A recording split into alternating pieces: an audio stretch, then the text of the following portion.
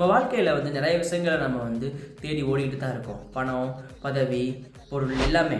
ஆனால் இதுலேயே ஒரு விஷயத்தை நம்ம மறந்துடுறோம். என்னென்னு கேட்டிங்கன்னா அதான் ட்ரூ ஃப்ரெண்ட்ஷிப். ஏன் இந்த சொல்கிறேன்னா, இந்த ஒரு ஸ்டோரி ஒன்று நான் கேட்டேன். உண்மையாக ரொம்ப இன்ஸ்பைரிங்காக இருந்தது. என்னென்னு கேட்டிங்கன்னா, எனக்கு தெரிஞ்ச ஒரு ஃப்ரெண்டு ஒருத்தர் இருக்கார். அவரோட அப்பா வந்து கொஞ்சம் கஷ்டப்படுற ஃபேமிலி தான். இருந்தாலுமே என்னோடய ஃப்ரெண்டுக்கு வந்து நிறைய விஷயங்கள் வந்து அவரை அஃபோர்ட் பண்ண முடியல. உதாரணத்துக்கு எஜுகேஷனாக இருக்கட்டும், சில விஷயங்களை கஷ்டப்படுற விஷயங்களை வந்து இதுவே செய்ய முடியலை.